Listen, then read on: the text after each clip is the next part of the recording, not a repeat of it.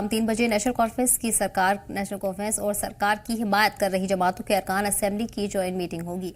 वज़ीर आला उमर अब्दुल्ला ने कहा है कि सेशन से कबल ये मामूल की मीटिंग है। उन्होंने कहा है कि बजट इजलास के दौरान पॉलिसी से जुड़े मामलात और सदन में उठाए जाने वाले अवामी मुद्दों को लेकर चर्चा होगी।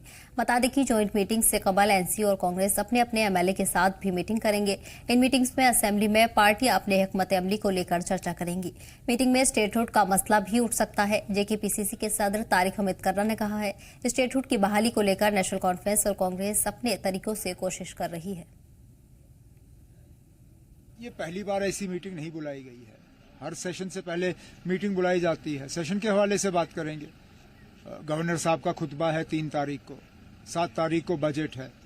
बहुत से ऐसे इश्यूज हैं जो हाउस के सामने जो है ज़ेर बहस आएंगे। उन सब चीज़ों पे हम कल जो है मीटिंग में बात कर लेंगे। देखिए, हमारी तो ये तो एक प्रैक्टिस है कि किसी भी सेशन से पहले तो अपनी हम लोगों की जो होती है लेजिस्लेचर पार्टी की मीटिंग जो कल 2 बजे होने वाली है, और अलायंस में ये एक तरीकाकार होता है, फिर ज्वाइंट लेजिस्लेचर पार्टी की मीटिंग होती है। तो हमारी यहाँ कल 2 बजे मीटिंग होगी और बैंक्वेट हॉल में फिर 3 बजे ज्वाइंट लेजिस्लेचर पार्टी की मीटिंग होगी। तो पहले हम अपने मुद्दे जो है वो पेन डाउन करेंगे। अदर देन ये स्टेटहुड का जो है that is the prime issue, that is the Paramount stand of Congress party. उसके अलावा जितने भी कल हमारे जो साथी आएंगे उनसे हम इश्यूज के ऊपर डिस्कस करेंगे और वही इश्यूज हम वहां पे अपने ये ज्वाइंट लेजिस्लेचर पार्टी में उठाएंगे। जानकारी के साथ हमारे नुमाइंदे भी उमर जुड़ गए हैं। मेरे इत्तेहादी पार्टियों के साथ कल नेशनल कॉन्फ्रेंस की मीटिंग होनी है। क्या मायने इस मीटिंग के निकाले जा रहे हैं? किन मुद्दों पर चर्चा हो सकती है? जी बिल्कुल, क्योंकि 7 तारीख से बजट का सेशन शुरू हो रहा है तो उसके पहले ही प्रेयर लेवल पे गवर्नमेंट भी और जो एलाइड है गवर्नमेंट के साथ कल एक अहम मीटिंग जो है मुनक्कद करने वाले हैं। इस मीटिंग का मकसद यही है कि एक तो फर्स्ट एंड फॉरमोस्ट जो ऐवान की जो प्रोसेसेस है और जितनी भी सिटिंग्स होने वाली है, हालांकि जिस तरह से बताया गया है कि 22 सिटिंग्स होने वाली है इन 40 दिनों में, ये सभी सिटिंग्स जो है फ्रूटफुल मैनर में हो, एक पॉजिटिव एटमॉस्फेयर में हो, ताकि कोई रिजल्ट जो है एक ओरिएंटेड प्रोसेस देखने को मिले। क्योंकि एक लंबे समय के बाद जो है बजट को लेकर अब बातचीत की जा रही है। अगर हम यहाँ पे लेजिस्लेचर की बात करें तो बहुत ज्यादा इंपॉर्टेंट है कि जो भी वक्त ऐवान के अंदर गुजरेगा, चाहे हम एमएलए की बात करें या अपोजिशन की बात करें या जो साइडवेज में जो एमएलए साइमान है उनकी अगर हम बात करें, तो जो भी डिबेट्स या डिस्कशन होंगे तो यही कोशिश की जा रही है कि जितना भी डिस्कशन या डिबेट हो वो एक पॉजिटिव एटमॉस्फेयर में हो, और खासतौर पर जिसमें यहाँ के अवाम के बेहतरी के लिए अगर इकदाम उठते हैं तो उसके लिए पूरे ऐवान की जो कार्रवाई है वो की जाए। तो इसी हवाले से नेशनल कॉन्फ्रेंस की तरफ से भी जो है मीटिंग की जा रही है, और उसके साथ साथ अगर हम कांग्रेस की बात करें तो वो भी अपनी तरफ से मीटिंग जो है मुनक्कद करने वाले। और जहां नेशनल कॉन्फ्रेंस की बात करें तो उनका जो प्राइम फोकस है वो बजट को लेकर है, और बजट का किस तरह से आने वाले वक्त में इस्तेमाल किया जा सकता है जम्मू कश्मीर की डेवलपमेंट को लेकर, ये एक प्राइम फोकस रहेगा। लेकिन वहीं पे अगर हम कांग्रेस की बात करें तो कांग्रेस का मानना है कि उनका प्राइम फोकस जो है स्टेटहुड की रेस्टोरेशन को लेकर होगा, लेकिन उसके साथ साथ जो बजट से रिलेटेड जो चीजें हैं वो ऑन टेबल ली जाएंगी और उस पर भी जो है डिस्कशन किया जाएगा। तो ये एक अहम पहलू जो है जो हमें खासतौर पर कल की इस मीटिंग के हवाले से देखने को मिल रहा है। चाहे हम नेशनल कॉन्फ्रेंस की बात करें या अगर हम कांग्रेस की बात करें, तो दोनों पॉलिटिकल पार्टीज एक पार्टी लेवल पे यही चाहते हैं कि जब भी जो ऐवान की जो प्रोसेस है जब शुरू होगी, यानी कि 7 तारीख की अगर हम बात करें, तो ये जितनी भी कार्रवाइयां रहेंगी, जितनी भी डिबेट्स रहेंगे, डिस्कशंस रहेंगे या स्पीच रहेगी, ऑब्वियसली क्योंकि लेफ्टिनेंट गवर्नर मनोज सिन्हा इस पूरी प्रोसेस की जो शुरुआत है उन्हीं की स्पीच से होगी। तो कोशिश यही की जा रही है कि एक बेटर, एक फ्रूटफुल, रिजल्ट ओरिएंटेड असेंबली रहे 40 दिनों तक इन 22 सिटिंग्स में।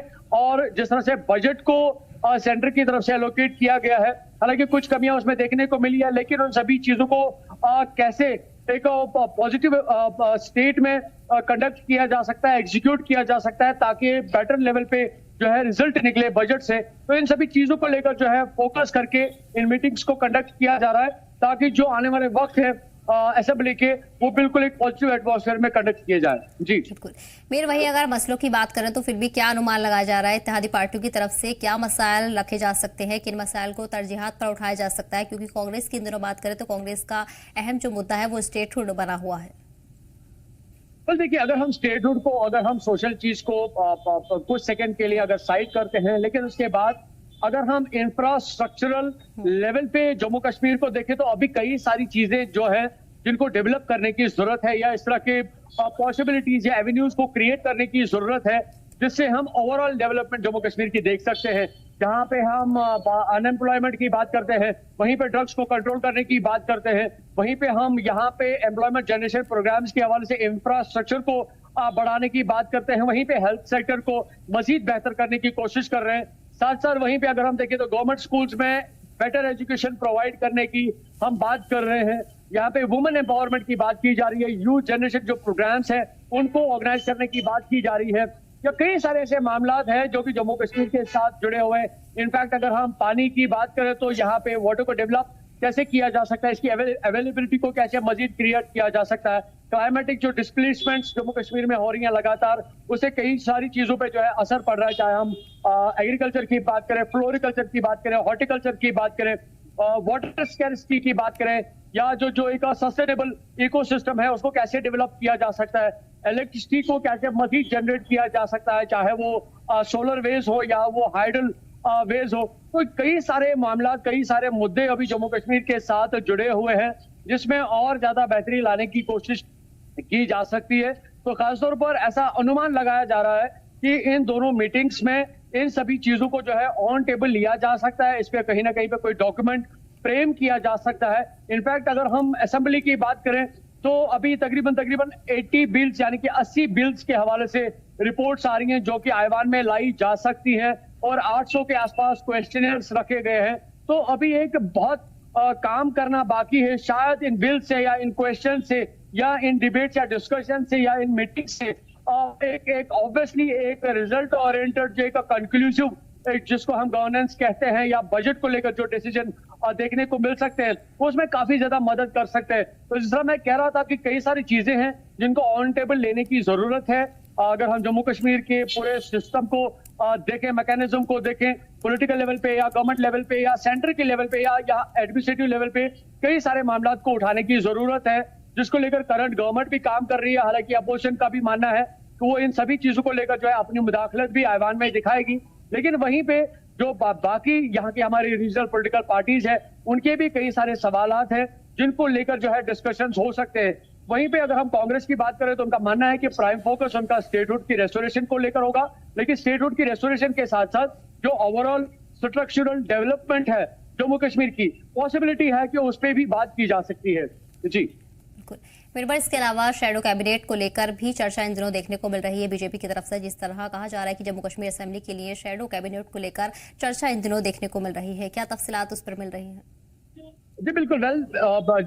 जैसे ही आज ये सवाल जो है चीफ मिनिस्टर उमर अब्दुल्ला से पूछा गया तो बिल्कुल उन्होंने एक हल्की सी मुस्कुराहट से इस सवाल को जो है बिल्कुल क्लियर कर दिया, यानी कि ये सवाल कहीं पे वाजिब नहीं है, इसकी कहीं पे कोई वैल्यू नहीं है, कोई वक़्त नहीं है।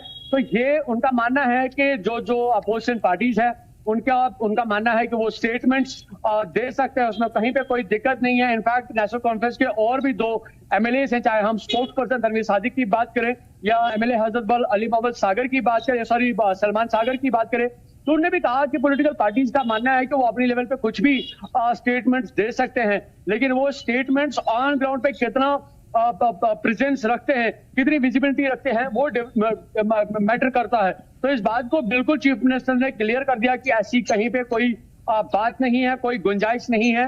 अभी तक जो सिस्टम चला है जम्मू कश्मीर में, हालांकि उन्होंने बिल्कुल साफ तौर पर कहा कि भारतीय जनता पार्टी ने अभी तक जम्मू कश्मीर में अपनी जो गवर्नमेंट्स है वो चला रहे थे, लेकिन अब पब्लिक इलेक्टेड गवर्नमेंट है तो पब्लिक ही इस बात के हर चीज को, पहलू को लेकर बात करेगी, डिसाइड करेगी। और जिस तरह से उन्होंने एक सरकार को चुना है, यानी कि नेशनल कॉन्फ्रेंस सरकार को जम्मू कश्मीर में चुना है, तो नेशनल कॉन्फ्रेंस सरकार वही करेगी जो यहाँ के लोगों की अपेक्षाएं हैं, उनकी उम्मीदें यहाँ की करंट गवर्नमेंट से है।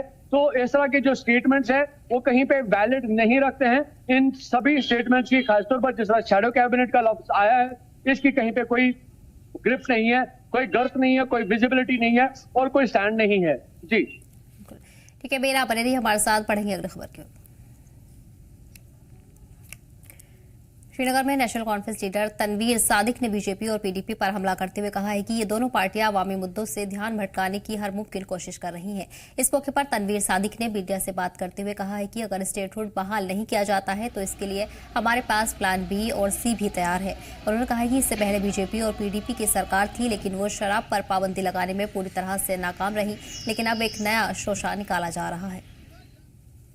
ये दोनों मिले हुए हैं, बीजेपी और पीडीपी, कोई लोगों के काम नहीं करने देना चाहते हैं। जानबूझ के ये महबूबा जी यहाँ से चिल्ला रही है, इतने साल हुकूमत में थी, क्यों नहीं किया कोई ऐसी चीजें। यहाँ से बीजेपी वाले पिछले 10 साल से उनके हाथ में हुकूमत है, 5 साल से तो पूरा 6 साल से तो एलजी सरकार थी, यहाँ बीजेपी की सरकार थी। तो क्यों नहीं हम तो उनको सवाल पूछेंगे कि पिछले 6 साल से उन्होंने लोगों के लिए क्या किया। यहाँ जिस दहान पे हम हैं वो उन्हीं की देन है। और आज अब पीडीपी अपने आप को होलियर देन दाऊ समझती है, अपने आप को अब बहुत बड़ा ये बनाना चाहते हैं। बट मेरा सवाल उनसे ये होगा कि पिछले 10 साल से क्यों नहीं कोई बात की जब वो वजीर आला थी। श्रीनगर में बटमालू स्ट्रीट वेंडर्स ने सरकार के खिलाफ जबरदस्त मुजाहिरा किया है और ड्रेनेज सिस्टम के ओवरफ्लो होने पर सख्त नाराजगी का इजहार किया है। इस मौके पर स्ट्रीट वेंडर्स ने सरकार पर इल्जाम लगाया है कि सरकार ड्रेनेज सिस्टम को मैनेज करने में नाकाम रही है, जिसकी वजह से ओवरफ्लो हो रहा है और नाले का पानी गलियों में भर रहा है। इस मौके पर स्ट्रीट वेंडर्स ने सदर नासिर सूफी ने कहा है कि ये मुजाहिरा इलाके के एमएलए सरकार के खिलाफ जो ड्रेनेज सिस्टम मैनेज करने में पूरी तरह से नाकाम रहे हैं और ओवरफ्लो की वजह से लोगों को सख्त परेशानी का सामना करना पड़ रहा है। इस दौरान मुजाहिरीन ने इंतजामिया पर लापरवाही का इल्जाम लगाया है और कहा है कि बार बार शिकायतों के बावजूद भी इंतजामिया ने इस ओर ध्यान नहीं दिया है। मैं आज यहाँ पे तेजत पे बैठा हूँ, ये लोग मर गए हैं, हम यहाँ पे इनका तेजत बना रहे हैं। हम 2 साल कबल हमें यहाँ पे शिफ्ट किया गया, आपको वेंडिंग जोन अलर्ट किया जाएगा। अमीर हमारे साथ लगातार बने हुए। अमीर, जिस तरह देखा जा रहा है कि श्रीनगर में स्ट्रीट वेंडर्स की तरफ से ये सख्त मुजाहिरा देखने को मिल रहा है, क्या कुछ तफसीलात है, क्या अपडेट्स ग्राउंड से मिल रही हैं? वेल देखिए, जब स्मार्ट सिटी प्रोजेक्ट को यहाँ पे किया गया था, शुरू किया गया था और उस वक्त एडमिनिस्ट्रेटिव सिस्टम चल रहा था और एडमिनिस्ट्रेटिव लेवल पे इनको कहा गया था कि इनको एक जगह से दूसरी जगह एलोकेट किया जाएगा, रिलोकेट किया जाएगा, जहाँ पे इनके लिए जो शॉप्स है वो बनाए जा सकते हैं या जो उनके लिए वेंडिंग जो जोन है वो बनाया जा सकता है। हालांकि ये सभी जो आज एहतजाज कर रहे थे ये स्ट्रीट वेंडर्स हैं। श्रीनगर म्युनिसिपल कॉर्पोरेशन का मानना है कि जो रजिस्टर्ड स्ट्रीट वेंडर्स है उनको ही कॉर्पोरेशन जो है फैसिलिटेट कर पाएगी, बल्कि जो नॉन रजिस्टर्ड है उनको पहले दर्ज होना होगा, उसके बाद वो कहीं ना कहीं पे सरकार की किसी पॉलिसी में आ सकते हैं। हालांकि ये 2 साल पुराना इशू है, उस वक्त नेशनल कॉन्फ्रेंस की गवर्नेंस नहीं थी, लेकिन अब इन लोगों की उम्मीद ये बनी है कि नेशनल कॉन्फ्रेंस की सरकार बनी है तो शायद जो वादे इनके साथ 2 साल पहले हुए थे जिनको पूरा नहीं किया गया, लेकिन अब सरकार आई है तो इनकी उम्मीदें जो है सरकार से बनी हुई है और इनका मानना है वो चाहते हैं कि जो कंसर्न एमएलए है वो इस मामले को संजीदगी से ले, क्योंकि अगर हम बटमालू एरिया की बात करें तो लंबे समय से वहां पे ड्रेनेज का भी काम चल रहा था और जो एक प्लाजा है वहां पे बनाया जा रहा है जहां पे इन रजिस्टर्ड स्ट्रीट वेंडर्स को जो है जगह देने की बात भी की गई थी, लेकिन कंस्ट्रक्शन का जो प्रोसेस है वो अभी कंटिन्यूअसली चल रहा है। लेकिन ड्रेनेज की अगर हम बात करें उसकी वजह से कहीं ना कहीं पे ये सभी स्ट्रीट वेंडर्स जो वहां पे काम कर रहे हैं ये कुछ हद तक जो है मुतासिर हुए हैं, जिसको लेकर इन्होंने सरकार से अपील की है, करंट गवर्नमेंट से अपील की है कि इनके इस मामले को जो है संजीदगी से लिया जाए ताकि इनके हक में कहीं ना कहीं पे कोई फैसला किया जाए, चाहे इनकी रिलोकेशन हो या वहां पे जो इस तरह से ड्रेनेज का काम किया जा रहा है जिसकी वजह से पूरा जो माहौल है वहां पे आलूदा हो चुका है। तो इन सभी सूरत हाल को मद्देनजर रख के करंट गवर्नमेंट और करंट जो वहां पे एमएलए है वो इस मामले को देखें और इस हक से इनके हक में कोई फैसला उठाए ताकि जो इनका रोजगार है वो किसी भी तरीके से मुतासिर ना हो। जी बिल्कुल। मेरा फिलहाल क्या लगता है, हालात अगर देखे जाएं तो कब तक लोगों को राहत इस परेशानी से मिल सकती है? बताया जा रहा है कि लंबे वक्त से इस परेशानी से स्ट्रीट वेंडर्स जूझ रहे हैं। जी बिल्कुल सही कहा आपने, क्योंकि ये एक बहुत पुराना इशू बटमालू एरिया का रहा है, जिसमें इन स्ट्रीट वेंडर्स को रिलोकेशन के बारे में भी बताया गया था। और जो वहां पे कंस्ट्रक्शनल जो काम चल रहा है, चाहे हम प्लाजा की बात करें या बाकी बिल्डिंग्स की बात करें, या साथ साथ इस और ड्रेनेज की जो इसकी जो वर्किंग है, कंस्ट्रक्शन है, इसकी अगर हम बात करें, डेफिनेटली एक लंबे समय से चल रहा है, जिसकी कंस्ट्रक्शन अभी भी मुकम्मल नहीं हुई है। लेकिन जिस तरह से करंट गवर्नमेंट की अगर आप बात करें, तो आपने कई सारे ऐसी सिचुएशंस देखी होंगी जहां पे गवर्नमेंट के सामने कोई अपील रखी गई है और विद इन नो टाइम जो है उस अपील को लेकर जो है काम किया जाता है। चाहे हम कुछ न्यूमरस जो कुछ नंबर ऑफ जो प्रोटेस्ट सीएम उमर अब्दुल्ला के घर के बाहर हुए थे, उनके ऑफिस के बाहर हुए थे, तो फौरी तौर पर जो है उसको लेकर जो है इकदाम उठाए गए थे। इनफैक्ट इन लेटेस्ट अगर आप देखें तो सकीना हितू की तरफ से भी एक दो बार जब प्रोटेस्ट यहाँ हुए तो उसको लेकर भी फास्टली उस पर एक्टिवली काम किया गया, ताकि उनको जो देरीना मांग रही है उसको कहीं ना कहीं पे एक पॉजिटिव एंड पे पहुंचाया जाए।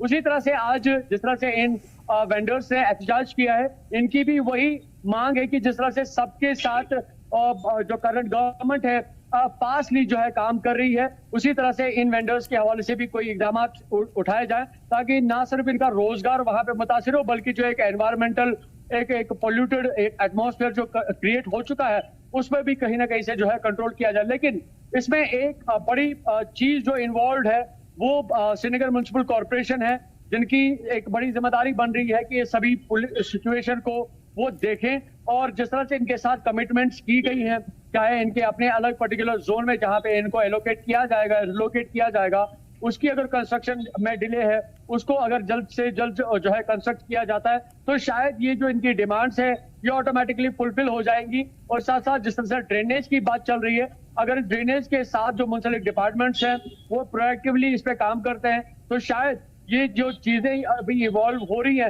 इस प्रोटेस्ट के जरिए जो दिखाने की कोशिश की जा रही है, वो प्रॉब्लम जो है वो इरेडिकेट हो सकती है। तो ओवरऑल लेवल पे ये देख सकते हैं कि गवर्नमेंट पे अभी जो है लोग भरोसा कर रहे हैं और अपनी डिमांड्स को, अपनी रिक्वायरमेंट्स को, अपनी नीड्स को रखने की कोशिश कर रहे हैं, ताकि उनको एसरटेन करके उनकी प्रॉब्लम्स, उनकी ग्रीवेंस का रिजल्ट हो और जो देरी ना मांगे रही हैं यहाँ की आवाम की, उन मांगों को पूरा किया जाए। जी ठीक है मेरे बार तमाम जानकारी के लिए बहुत बहुत शुक्रिया। बढ़ेंगे अगली खबर की ओर। कल से रमजान का मुबारक महीना शुरू हो रहा है, जिसे लेकर बड़े पैमाने पर तैयारियां की जा रही हैं। इसी कड़ी में आज जम्मू कश्मीर के सीएम उमर अब्दुल्ला ने श्रीनगर में एक हाई लेवल मीटिंग की है और रमजान की तैयारियों का जायजा लिया है। इस मौके पर सीएम उमर अब्दुल्ला ने सभी मुतल्लिका डिपार्टमेंट को सख्त हिदायत दी है कि रमजान के महीने को लेकर सभी तैयारियां जल्द ही मुकम्मल की जाएं, जिससे लोगों को किसी तरह की परेशानी न हो। इस दौरान उन्होंने बिना रुकावट बिजली और पानी की सप्लाई को यकीनी बनाने पर भी जोर दिया है। खासतौर पर सहरी और इफ्तार के वक्त बिजली की सप्लाई का हुक्म दिया गया है। इसके साथ ही मजहबी मकामात पर सिक्योरिटी समेत दीगर तरह के इंतजाम की हिदायत दी गई है। इस मौके पर उन्होंने ट्रैफिक मैनेजमेंट के तय भी अफसरान को जरूरी हिदायत दी कि हम तमाम वो फैसिलिटीज लोगों तक पहुंचा पाएं जो पहुंचाना हमारी जिम्मेदारी है। इस सिलसिले में आज मीटिंग हुई, हर महकमे का जायजा लिया गया और वाज़िया सबको हिदायत दी गई कि कोई कमी नहीं रहनी चाहिए, चाहे वो बिजली के सप्लाई में हो, खासकर सहरी और इफ्तारी के वक्त, पानी के सप्लाई में, राशन के सप्लाई में, सफाई, इसी तरह सैनिटेशन, ट्रैफिक, इन सब चीज़ों के हवाले से अफसरों से बात हुई और उम्मीद की जा रही है कि हुकूमत के तरफ से तमाम ये इक़दाम जो हैं ये उठाए जाएंगे। कल से रमजान का मुबारक महीना शुरू हो रहा है। हालांकि इस दौरान 3 मार्च से Jammu Kashmir assembly budget session भी शुरू हो रहा है। इसको लेकर पीडीपी ने सोशल साइट पर एक पोस्ट किया है और सरकार से अपील की है कि शाम 5 बजे तक ही ऐवान की कार्रवाई चलाएं, ताकि दीगर लोगों और अमला को रमजान के मुबारक महीने में किसी तरह की परेशानी न हो।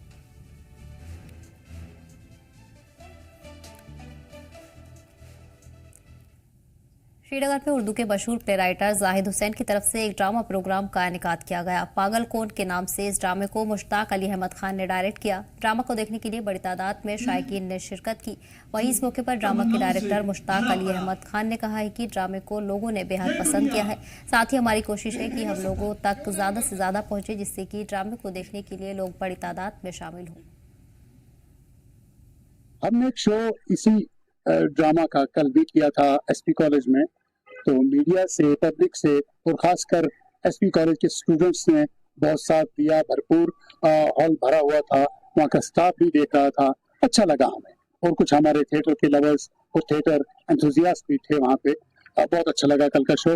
और आज क्योंकि हम टैगोर हॉल में कर रहे हैं, यहाँ की कैपेसिटी ज़्यादा है, यहाँ पे फैसिलिटीज ज़्यादा हैं, तो हमें ज़्यादा उम्मीद है यहाँ से अच्छे रिजल्ट का और अच्छे से अच्छी तादाद में लोग आएंगे, इसको देखेंगे। पब्लिक के ख्यालात, पब्लिक के सवालात तो पब्लिक को जवाब देते हैं, तो पब्लिक को इससे जुड़ना चाहिए, सोचना चाहिए कि ये ड्रामे क्यों हो रहे हैं, इसका कंटेंट क्या है, इस ड्रामे करने का